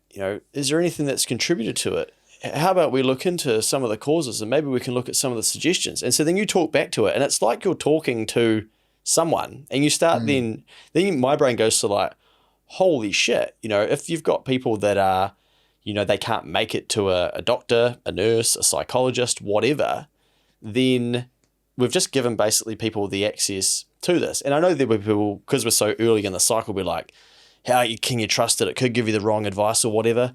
Let's just humans. Bingo. Like, let's just remember, medical misdiagnosis might be one of the leading causes of death. But we're so quick to be like, but fuck, like we have to hold on to the world. It's the risk aversion. It's that risk aversion thing. I know this. This has got me to the dance. I'm alive. War, new stuff, no thanks. No way. We evolved over hundreds of thousands of years to be like, no, new is bad. New kills me. Well, funny, down the road from work, there is a car park, and it's next to a hotel, and the hotel's old. And then I saw, they have car chargers in there. And so I went to have a look because I was looking for somewhere to charge the car. And it's still got the booth where the dude would sit or the lady would sit to be like, oh, you're parking in here, are you? Yeah. Well, you better fucking pay up, champion. Yeah. And then I'll put the barrier up. And then obviously we're like, that's a stupid use of a human. Like, we shouldn't let them sit there for 8 hours and collect the cash. Then I'm walking in there thinking, okay, now this place actually has like car chargers, how far it's come to need a car charge. But no one is ever, this is how I always think about it, no one's ever like, fuck, I feel really sorry for the person who did that job, Like, technology came along and took that away. Like, I wonder what they're doing today. Now we're like, oh, for fuck's sake, I have to press the button on the machine to get my ticket. Why doesn't it have electronic scanning of my number plate? Yeah, that's, isn't that admin? And you're like, wait, why doesn't the ticket, I want to pay here. I don't want to get out of my car. Yeah. And dude, there's those analogies everywhere. Oh my God, you're making that horse plow the field? That's what tractors are for. Yeah. And so just be in the new game. And it's especially important in this because this is such a, I don't want to use the word pervade. This is such a blanket technology that it's going to affect everything. And why not be one of the individuals that's up with the play? Because we've got a business called the AI Accelerator. And one of the core pieces of that business is we want to empower humanity, not eliminate humanity. So I'm not going to work with any business unless we have a clear plan about how we're going to restructure, reallocate resource that we're saving with AI. Yes, jobs will be lost. The printing press killed jobs. Technology kills jobs, but it creates jobs. Yeah. So I would love for a country of 5 million people in the arse end of the world, we're good at land, we're good at milk, we're actually good at tech, we're sending rockets up, we're good at lots of stuff. What if we all get on board? What if we're one of the leaders and maybe we're not going to build $500 billion data centers and we won't own the base tech, but maybe we can be the enablement layer. I've got the ultimate thesis for my company is to, for the Accelerator, which is kind of the parent business to the e-commerce Accelerator, too complex and we won't get into it, but I want to retrain the world, empower humanity. Retrain people, empower humanity, and save the world. Because I genuinely think that if more good people, more kind, good-natured people, probably the ones that aren't as quick to jump on the tech, if they're not there and going, how can I use this to empower people instead of eliminate them? Then you get all the jackals, you get all the snake oil, cutthroat people coming in and they just slash and burn. Yeah. And so I think there needs to be a counterbalance to that. And it's generally those nicer people are the ones that maybe aren't taking the more aggressive forward action. Yeah. And so what better way for us as a country of 5 million people to compete than to be at the knife edge, the bleeding edge of the enablement layer for all of these high-tech AI systems. Why not? Yeah, I like the empowerment piece because, I had mum staying and I was teaching her about ChatGPT, and I said, look, take a photo of the landscape and say, hey, where am I? And straight away, it's like, it looks like you're in such and such suburb. And I'm like, and now ask it, hey, I need to get to the airport. What's the best modes of transport that I can use? And she does that. And it's like, well, you could catch the bus. And like, okay, what's the price of each of those? And I said to mum, I was like, now you're never stuck. Now the how do I do it? We don't have that anymore. It's done. It's all there. So I'm like, when you're stuck, when you're camping or like with whatever you're doing, you now have effectively a high-powered personal assistant in your pocket that when you get stuck and go, shit, I'm lonely, like my stepdad's passed, what do I do? It's like, okay, shit, I've got it. And we've kind of had it with Google, but I'm like, now this is on steroids. We kind of had it with the public library, and we kind of had it, and it's just getting better and better and better. Yeah. And then Elon will plug it into our brains with Neuralink or whatever, and it's scary. And I get it. People are like, but it's bad for the world, and I wish it wasn't. But it is here. It's here. It's here to stay. You're not stopping it. There's a tsunami coming. Surf it or get crushed by it. You fucking choose. There it is. Fucking you choose, bro. Yeah. And there's a thing that happens with tsunamis as well. I love this analogy. It's at the front of my pitch deck. It was funny. That classic me. Build this pitch deck. I was real proud of it. Take it to this, like my investment advisor. And it's like the first 3 minutes is me pitching this like tsunami analogy. He's like, what the fuck is this? Just tell me the use case and the TAM. Yeah, hold on. Yeah, hold on. I'm like, I want to tell you the story. But it's good for this context is what happens with a tsunami is before the tsunami comes in, all the water rushes out of the bay. Do you know that? Yeah. Yeah. So, and what happens is people go, oh fuck, low tide. Low tide, look at all those cockles. Okay, let's get out there. This is crazy. So if you're not aware of what happens in a tsunami, you're actually drawn with a bit of curiosity. I think that's a bit of the stage right now with ChatGPT. We're kind of drawn in, we're looking at the bay, it's empty, but it's like, oh shit, that's a tsunami coming. Yeah. And it's a cybernetic AI one. And the question is for like business owners and employees and team members, like, why not have that arrow in your quiver? Why not take the fire starter on the camping trip? Maybe you don't like it, maybe whatever, but fuck, it's so important. Yeah. Anyway, I'm getting passionate because I really want people to do this. Yeah, nice. I genuinely think it's so important. Don't be the horse and carriage guy when the cars are coming along. Unless you're going to be the very best horse and carriage guy. They still got them in Central Park. Yeah, the library's still cranking as well. Yeah, the library's still cranking. It's still you either ignore it and go all in on your craft thing. Yeah. But for the majority of people, that's not necessarily a viable option. Do you know one of the funniest things about libraries, and I don't have any data to back this up, but it's just hearsay and it's me. Yeah, I love this. I love shit when there's no data. It's me going there and using it as a place to work because I couldn't afford an office in the early days. Yeah, nice. To innovate, the library's offered free Wi-Fi, and it's like, hey, come here and get all the knowledge from these books. And then when they're like, oh, no, people don't want to do that, they're like, oh, come here and you get free 1 gigabyte of data a day. People are like, fuck yeah, I'll go there. I'm in. Yeah, they got a good lead magnet. Yeah, now you can use it and you can give them what they need, sell them what they want, give them what they need, because these books are great. But I want it on 2-speed and I want it in audio and I want to listen to it when I'm running. Yeah. Not sit down at the local library. And read it. And I genuinely think, man, Liam Otley's got a great business model. He, come back to you. If you're watching this, Liam, you should reply in our Liam, mate. We're trying to get you on the pod. Brother. He's helping a lot of people become AI consultants and set up their AI agencies. Here's the reality. Every single employee in a business right now can be an AI consultant.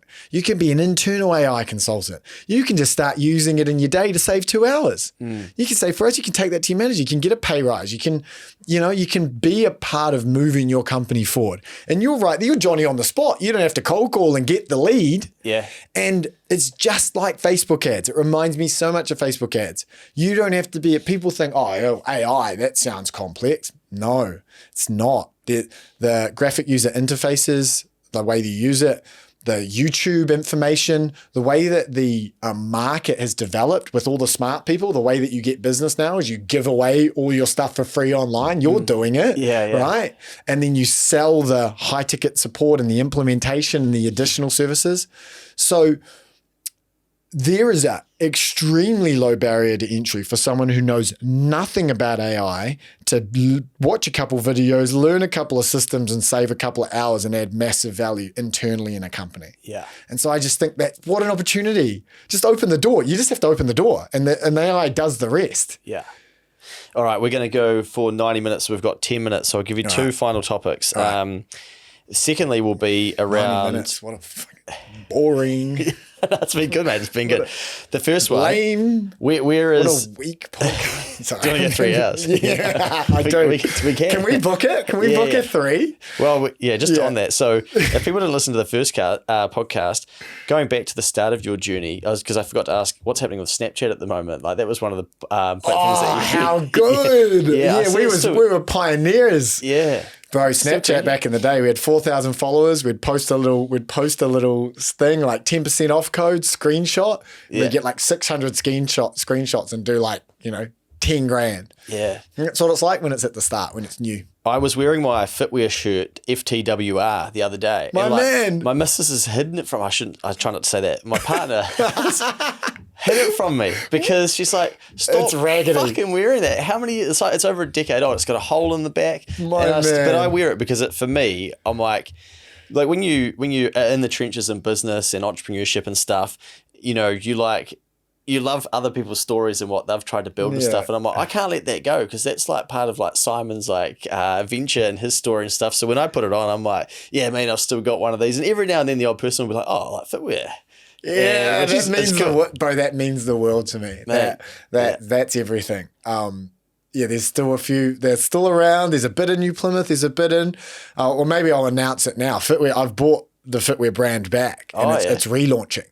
So it's coming back. There'll be a Facebook ad near you soon. Oh, mate. And it's all within the context of Troy. So it's going to be Troy Fitwear.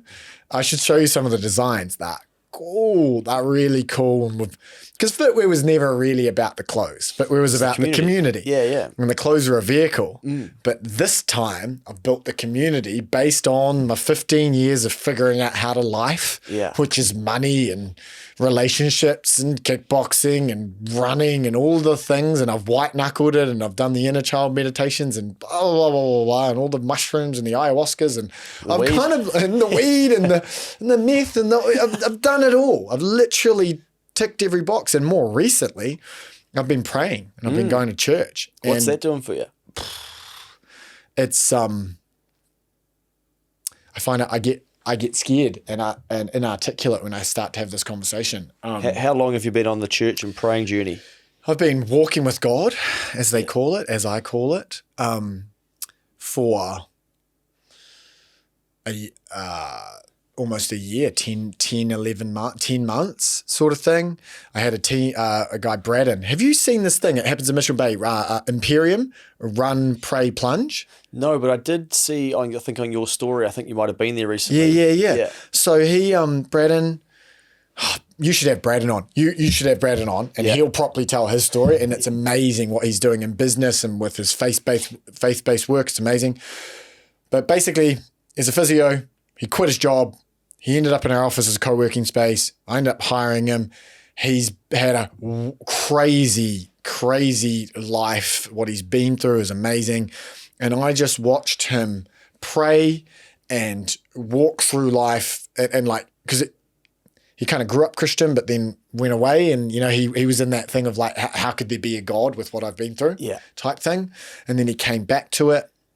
And I just watched him pray and move with God. And I went, it was evidence-based. Because I'm a digital marketer. It's all test and learn. Put the ad up. I don't care about your opinion. I don't fucking care about your opinion. Let's test it. Yeah. Because the ones that, and I've tried everything else. I've white-knuckled everything else.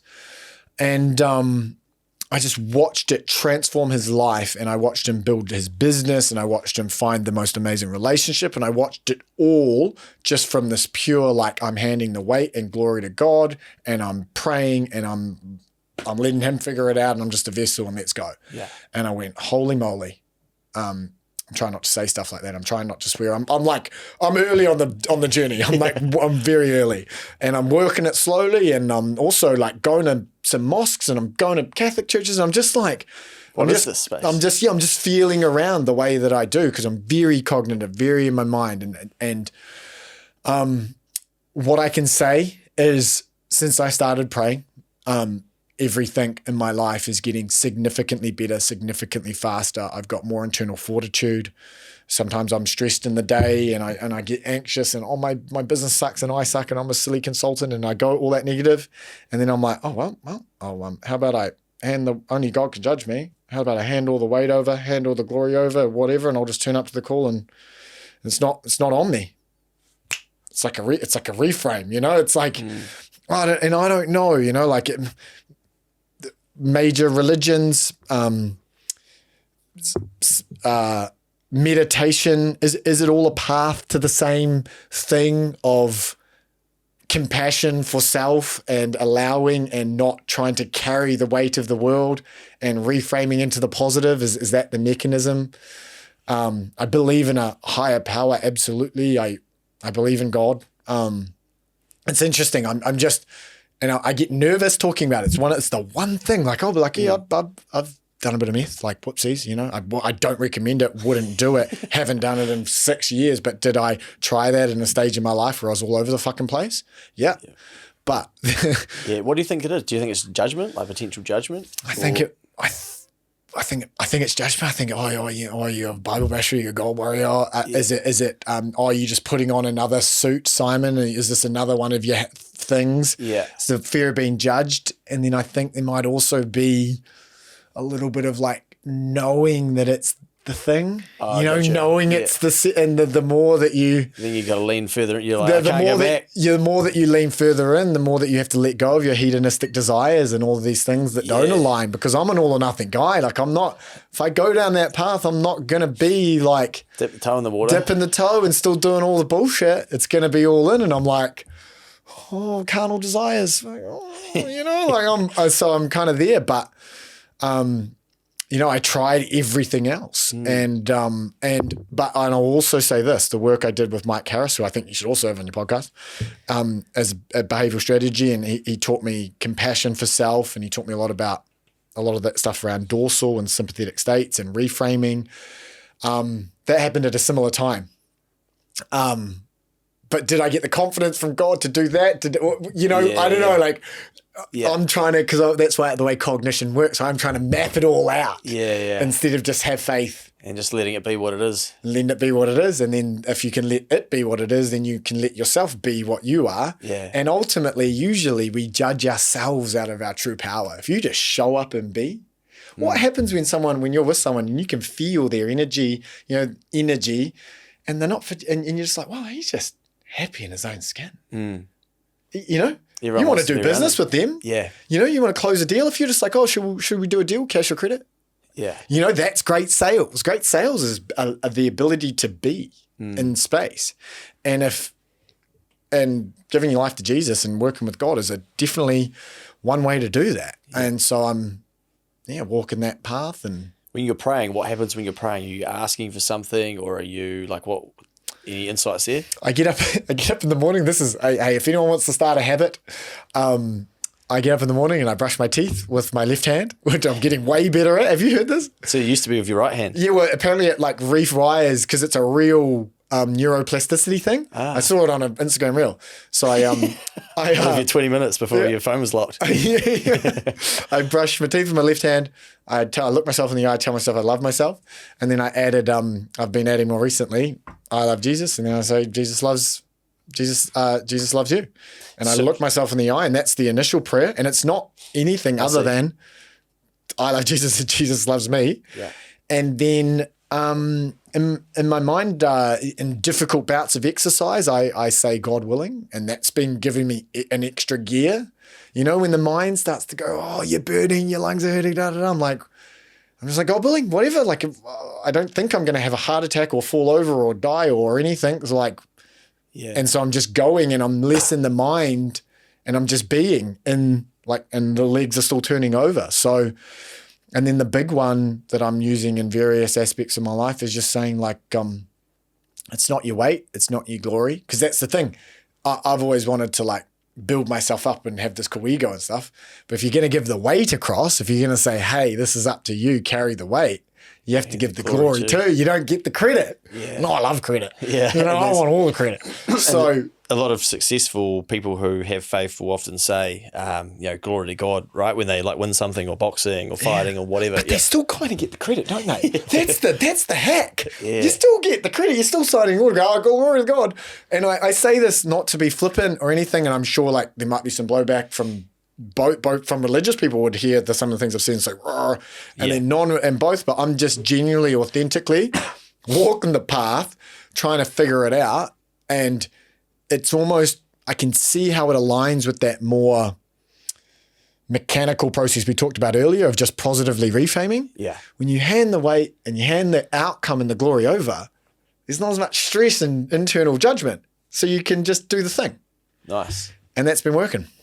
All right, mate. Well, to finish up, talk us through Troy, which is something I've seen popping up on. Cool. I've seen you go live on Facebook again. I'm like, he is back. I'm back. Because remember when you used to do live stream? The 24-hour live stream. How good. Sleep at your computer one time. Yeah, for an hour of it was sleeping. Is this part of this? For my curiosity with like marketing, is live coming back, or Live's coming already back? Live's already back. And it's going to become more and more important. Because of authenticity? Authenticity. You can't fake it. You can't, there's AI, there's already AI lives. And then we are a little bit behind the curve in the Western world. There's a bit of cultural stuff, but live selling is one of the big commercial things. Like China's way ahead. You see it in a lot of Asian nations. So live streaming and live selling is going to become a massive component of online commerce. Okay, well, I feel like live is my space, so that's good. Same. How good. Yeah. Well, that's part of the thing. SJP EXP, we were getting up to 150 live viewers sometimes, minimum 30, 40, 50, 10,000 views, hundreds of comments. Yeah. And I did it for 70 days in a row and then I quit. Yeah. Because I was doing a daily live stream and I couldn't do it daily, so I quit.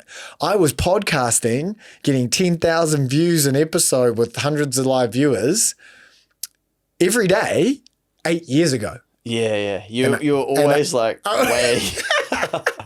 Yeah, I always. White line fever, bro. Like just the breakaway, and then just trip at the 22. You know, 3 years early.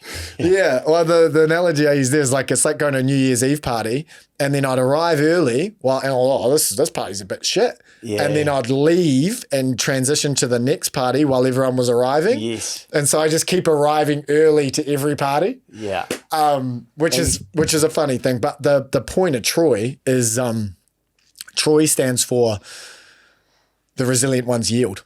Nice. And so because that's really where I started to see the biggest impact and outcomes in my life is when I've surrendered to the moment. And instead of trying to control everything, I'm yielding. And yield means two things. Yield means to surrender, but it also means to produce. The yield of your crop, he yielded to his higher self.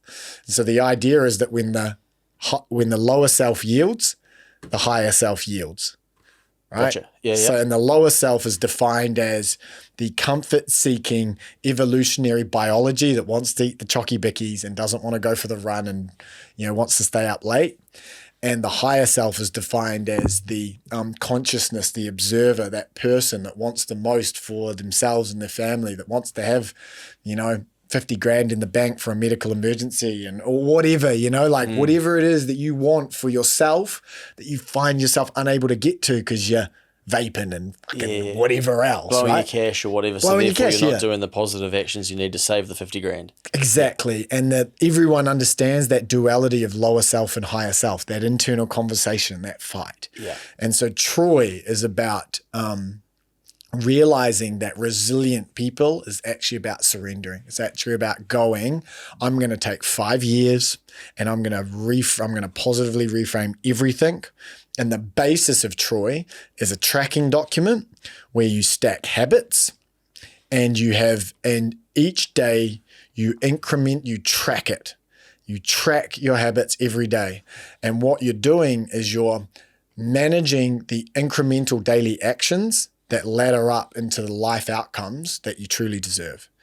And so for me now, like if I go to my little Troy sheet, it's called Dear Diary. So it's basically a diary process. Yeah. And you just said something earlier about like, oh, how do you stay conscious sometimes when you're like in the thing? This helps you stay conscious. So even when you're in the rut, you're in dorsal, you're upset, everything's going badly, everything sucks, track it. It's one small action. It takes 90 seconds. Yeah. And I wanted to take it a step further. And so that's what I'm live streaming. And I'm not getting many viewers. It's funny. Like I'm getting fuck all viewers. I get a couple and I've got like 5 or 6 people doing the sheet with me, but I'm doing it for myself and I'm showing up and I'm building the muscle. And when I'm ready to drop the entire ecosystem, I know it'll work. So my habits are prayer, sleep early, 1 prayer a day, 8 to 10 hours of sleep a night, sleep before midnight, no cannabis 4 days a week, no alcohol 7 days a week, less than 60 minutes of screen time 6 days a week, 10 minutes of exercise 6 times a week. Good point to stop there. 10 minutes of exercise. I ran 35 Ks last week and I did like probably 6 or 7 hours of kickboxing. I'm getting ready for my next fight. Doesn't matter. I haven't leveled up to match that so I can have a fail. Gotcha. It's 10 minutes. Yeah. It's So you're 10 minutes. smashing it. Yeah. Meditation, 5 minutes, 5 times a week. I'm failing on that every week still. I might need to make that 2 minutes. Yeah. I've started too high. I'm not following my methodology. Family time, 1 genuine effort, a text, a call, something like that. Because I noticed I wasn't talking to my family. I'm live streaming. I'm live streaming to the world. No one's watching, but I can't call my fucking mum. Yeah. So what's that about? And then junk food, no binges. I can have a chocky bicky. I can have ice cream. No binges 6 times a week. I can have a binge once a week. And then you have your habits hit rate and you have your calendar hit rate. And that'll all be calculating all of that for you, And that's knowing you. all calculated. All I have to do is You go build the sheet from scratch? build the sheet from of course scratch. you did. Loved it. Yeah. And it's binary too. It's not, do I get a 7 out of 10 or an 8 out of 10? It's a 0 or a 1. Yeah, and so it's a little ode to the future is like, it's the code. This, in my view, is the code for a life well lived. Yeah. So the methodology and your habits and your hit rate, that's the computer code. And then binary, zeros and ones, that's how your computer processes videos and does everything. So all the zeros and ones that you're putting in, that's the code being processed into your life. And then the life outcomes are what you experience in the corporeal world. And so I get a little bit technical and esoteric when I yarn about it, but basically it's a daily fucking tracker. Let's track the stuff you do. Start really small. Start aggressively small. Start so small that you're guaranteed to get wins. And then over a period of 5 years, ladder it up into heaps of meditation and heaps of, you might want to do pole dancing for exercise. I don't care what your habits are, but ladder it up, build it over time. And then what I'm doing is I'm tracking 2 outputs because I got my habit hit rate and my calendar hit rate. And I've got my take home cash and how I feel. Nice. And I'm just tracking. And what do you know? When my habits are in line, I feel good. And since I've been feeling good, my take home cash has doubled. What do you know? I'm up to like 35, 40 grand a month. Yeah. Cool. In the back pocket. Yeah, that's what I'm pulling cash. out. Take home cash. Fuck yeah. Yeah, which is nice. And I haven't been there before. Like I can, that's a nice life. It's a brilliant life. Do you need new habits to like not then blow the 40, or are the habits doing well enough here that you've built? For me, these habits, if I'm praying more recently, but that only came in 2 weeks ago, one. If I'm sleeping, not smoking cannabis, exercising, those are what I call my hero habits. Yeah. If I get those 4, I don't have junk food. I meditate. I do my family time. I do my live stream. So there's generally going to be a 80-20 rule. There's going to be a couple of hero habits, which if you nail, the rest will figure itself out. But does old Simo see 40K in the bank and go, fuck, Bender in China could be good? Oh, yeah, let's get the Zorbs out, a few cigars. Yeah. Absolutely he does. And the way I've been convincing myself that it's okay to blow cash at the moment is like, geopolitics, world's a bit fucked, it's probably all going to implode soon too. Better drop 8 grand a night on this crazy 5-star resort, 6 Senses in Ibiza. But that trip was great. Probably didn't need to spend like 40K that week, but it was great. and I enjoyed it, and I'm okay with it. And I'm still running it pretty tight. Yeah. And I'm building the gym business, which is sucking a bunch of cash, and we can talk about that later. But if anyone's listening and is out in South Auckland, Magnitude Performance Institute, myself, John Vake, Liam Mahadi, and Jessica Phillips are building basically the Millennium Centre for Combat Sports in South Auckland. There'll be a lot of people listening that are into that space, and you take on like youth in South Auckland? We're setting up youth programs, and the idea is to do the youth programs, get them into the gym. You know, they come to learn to scrap. They actually get taught martial arts and discipline. You come to learn to fight. No, actually what you get is discipline and goal setting, and you learn that there's always a bigger fish. And when you're not so afraid because you are capable with martial arts, you want to fight less. Since I actually got reasonably good at combat sports, I avoid fights as much as I can. I'm like, no way. Like I know what it's like, you know, but before that I was a scrappy guy, you know? And so the ultimate vision is to run the youth programs, bring the youth in, martial arts discipline, goal setting, breath work, all the things we talked about, compassion for self, goal setting, the Troy methodology, career pathways, and then find the ones, because there's so much underserved talent in South Auckland. I think there's champions in there. I think the next Israel Adesanya or Alexander Volkanovski is right now in South Auckland waiting to be found and invested in. And I can't wait to do that. It's like my dream. It's my passion project. And I know the boys and the girls that we've got on the team now, we've got 9 trainers. It's an amazing space. And we're so lucky because Brad Lindsay and Supply Chain Solutions have invested a significant amount of cash into that facility. It's like a 7-figure fit out for this. It's an insane gym. Like it's probably the bougiest gym, combat sports gym in the country. And they invested in it to support their staff and to support the community as a give back. So it's amazing. And so we're kind of just leasing the building and I just want to make sure that, you know, ideas are like assholes, everyone's got them, but cash to actually do something like that and stump up with that level of commitment, you know, like, you know, because you know what it's like. Oh, yeah, we'll do it. Oh, cash. Yeah. 1.3 million. Oh, you know, maybe, when you put your money where your mouth is. And so it's a really, really special space. So that's where a lot of my kind of cash is currently going, which I technically shouldn't be doing. I should be focusing on the e-commerce accelerator. But once that's washing its own face, once the e-commerce accelerator is doing 100K a month take-home cash, that's the milestone I've set, then I will properly be launching Troy, which I've validated for a beta test. It's going to be a community, it's going to be apparel, it's going to be AI wearables, and then there's going to be addiction control devices. So it's just this kind of product and this physical product and digital product ecosystem that can help an individual with traditional family values triple their take-home cash. That's how I want to work with. I don't care if you've got a job or a business, I just want to triple your take-home cash. Nice, mate. The man, as always, has got a lot of projects on the go and dealing with a lot. So awesome to hear, mate. If people want to find the gym or more information about that, how do they do that? Magnitude Performance on Instagram. It's probably your best spot. Sweet. Yeah. And then if people want to follow the journey with Troy as you sort of beta tested, etc. Yeah, Simon John Phillips on YouTube, Instagram. Facebook as well? Facebook. Yeah. Twitter, stuff like that. But yeah. And then the e-commerce accelerator? Simon John Phillips. Sweet. Yep. Righto, mate. Good fun as always. We've cut through probably an hour 40, just like that. We probably could do 3 hours. Maybe, we could keep going. Maybe we'll book out the studio and get it done for. We could do a full day. We could do a half day. You could do like a 50. What do they call it? This was like the T20. Yeah. Then we got the test match coming up. Yeah, we got the test match. 5 days on the trot. Yeah. Oh, well, bring it on. Well, hopefully people have enjoyed that. If you want to find Simon, as he said, you can do that. Simon John Phillips on Facebook, Best Bet. Just Google. You'll find the man. He's everywhere. Yeah. You'll hunt him down. He's only allowed on social media 20 minutes a day. So maybe bear with him if you do send him a message on socials. But feel free to send me a message. Always happy to help. I love to, I'll tell you what I really think. Yeah, I'll tell we you what know I'd do.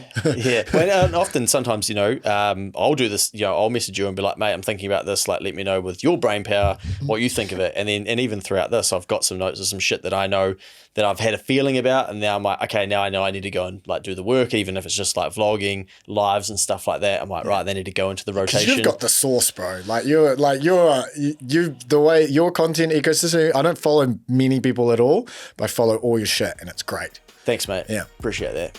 Righto. We will see everybody on the next episode.